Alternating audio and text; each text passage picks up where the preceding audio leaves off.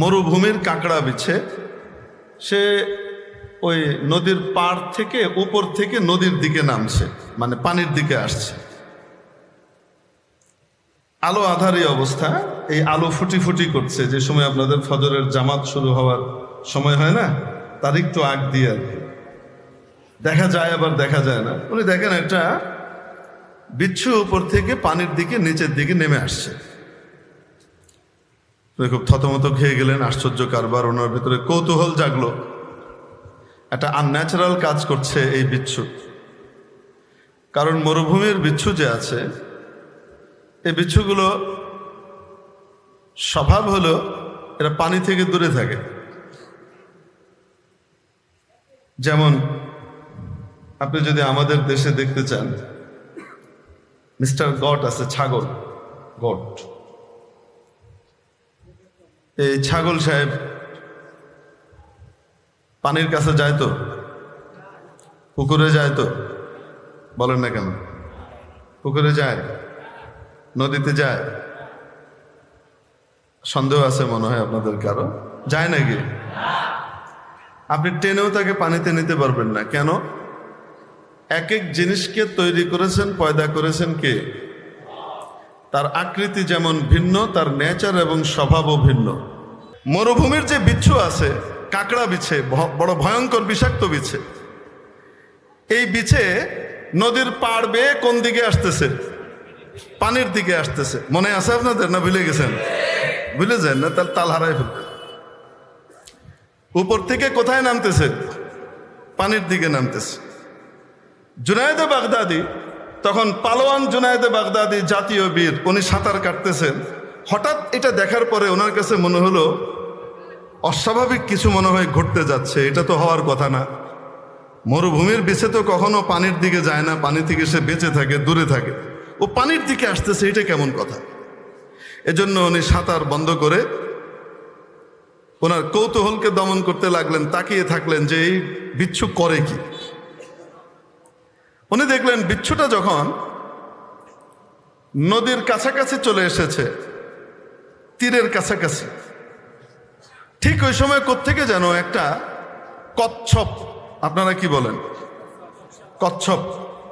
কচ্ছপ মাথা উঁচু করেছে, উঁচু করে সে কচ্ছপ পাড়ের দিকে যায়। এবং পাড়ের দিকে কোন দিকে যায়? এক সমান্তরালে বিচ্ছু যে রেখা ধরে আসছে, কচ্ছপের গতিও ঠিক সেই একই রেখায়।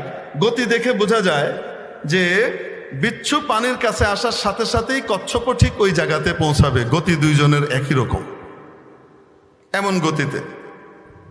উনি খুব কৌতূহলী হয়ে অবাক হয়ে তাকিয়ে থাকছেন, আশ্চর্য কারবার, এখানে কি হচ্ছে? কচ্ছপের সাথে এই বিচ্ছুর যোগাযোগ কোত্থেকে হলো? যাই হোক, যখন সেই বিচ্ছু একদম তীরের কাছে এসে পৌঁছলো, পানির কাছে, ওই সময় কচ্ছপও গিয়ে তার পিঠ এভাবে বাড়িয়ে দিল। লাফ দিয়ে বিচ্ছু কচ্ছপের পিঠে উঠল। এবার কচ্ছপ এপার থেকে ওই পারে রওনা করেছে। হযরত জুনায়েদে বাগদাদের কৌতূহল হলো যে আমার এর শেষ দেখতে হবে। এই অদ্ভুত ব্যাপার, কচ্ছপের সাথে এই বিচ্ছুর যোগাযোগ হলো কেমনে? বাহ্যিকভাবে কোনো উপকরণ তো নাই, তাহলে এই যোগাযোগের পিছনে নিশ্চয়ই আল্লাহর কোনো বিশেষ রহস্য আছে। পিছন রওনা করেছেন, কচ্ছপ ওই পারে যায়, উনিও সাঁতার কেটে কেটে কচ্ছপের সাথে কোন পারে যাচ্ছেন, পেছন থেকে ফলো করছেন। ওপারে গিয়ে পিঠ থেকে লাফ দিয়ে বিচ্ছু নেমে ওপরের দিকে রওনা করেছে, আর কচ্ছপ ডুব দিয়েছে। উনি এই অবস্থা দেখে বুঝতে পারলেন আসল বিষয় কচ্ছপ নয়, আসল বিষয় বিচ্ছু। এজন্য উনি উঠে বিচ্ছুর পিছন পিছন হাঁটা শুরু করলেন। কোথায় যায় বিচ্ছু দেখি। যেতে যেতে যেতে যেতে যেতে যেতে এক পর্যায়ে দেখেন যে সামনে একটা জঙ্গল। এই জঙ্গলের মাঝখান দিয়ে মেঠো পথ, হাঁটা পথ, মানুষ হাঁটতে হাঁটতে হাঁটতে হাঁটতে একটা জায়গা হয়ে যায় না, রাস্তার মতো হয়ে যায়। আসলে রাস্তা কেউ বানায় নাই, মানুষ হাঁটতে হাঁটতে ওখানকার ঘাসগুলো উঠে গেছে, ওই জায়গাতে সাদা হয়ে গেছে, এই আর কি। এই মেঠো পথের ভেতর দিয়ে কে যায়? বিচ্ছু যায়। হযরত জুনায়েদে বাগদাদি রহমতুল্লাহ আলাইহি তার পিছন পিছন অনুসরণ করে যাচ্ছেন, নিরাপদ দূরত্ব বজায় রেখে। কারণ এই বিচ্ছুর কামড় খেলে আমার পালোয়ানগিরি আর টিকবে না। মরুভূমির বিচ্ছু আমাদের দেশের যে ফানক সাপ আছে না, ফানক সাপ চেনেন না? কি কয় আপনারা? জাত সাপ, কেউটে সাপ না, ভয়ঙ্কর যে বিষাক্ত সাপ, ওরকম বিচ্ছুর সাপ, বিষ, মরু অঞ্চলের বিচ্ছুর বিষ ওরকম। উনি নিরাপদ দূরত্ব বজায় রেখে চলছেন। যেতে যেতে যেতে যেতে দেখেন হঠাৎ জঙ্গল এর মাঝখানে বড় একটা খোলা জায়গা, স্টেডিয়ামের মতো খোলা জায়গা, সেখানে কোনো গাছপালা নেই, একদম সবুজ ঘাস বিছানো, ঘাসের চাদরের মতো।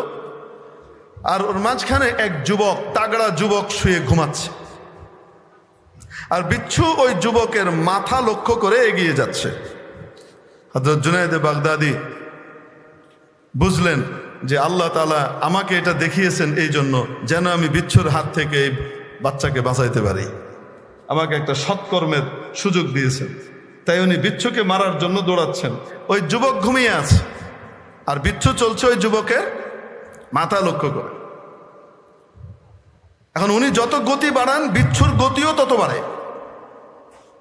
একটা পর্যায়ে উনি হাল ছেড়ে দিলেন, বুঝলেন আমার আর কিছু করার নাই, কারণ আমি যত জোরেই দৌড়াই না কেন তার আগেই বিচ্ছু ওই যুবকের মাথার কাছে পৌঁছে যাবে এবং দংশন করবে। যখন উনি হাল ছেড়ে দিয়ে দাঁড়িয়ে গেলেন, এরই ভিতরে দেখেন বিচ্ছু আর যুবকের মাঝখানে 2-3 হাতের ফরক, পার্থক্য, ব্যবধান। হঠাৎ ওই যুবকের মাথার কাছে এক বিষাক্ত সাপ এভাবে ফনা তুলেছে, ছবল মারবে। উনি মনে মনে চিন্তা করেন, আল্লাহ, এই যুবককে মারার জন্য তো এই সাপই যথেষ্ট ছিল, এই পারে আছে, ওই পার থেকে তো কচ্ছপের পিঠে চড়াই ওরে আনার দরকার ছিল না। এক বিষয় তো শেষ হইতো, ডবল বিষের দরকার। এখনো ওনার দেখা শেষ হয় নাই। সাপটা যেই মুহূর্তে ছবল দেবে, ঠিক সেই মুহূর্তে বিচ্ছু লাফ দিয়ে সাপের ফনার মধ্যে মাথার উপরে গিয়ে কামড়ে ধরল।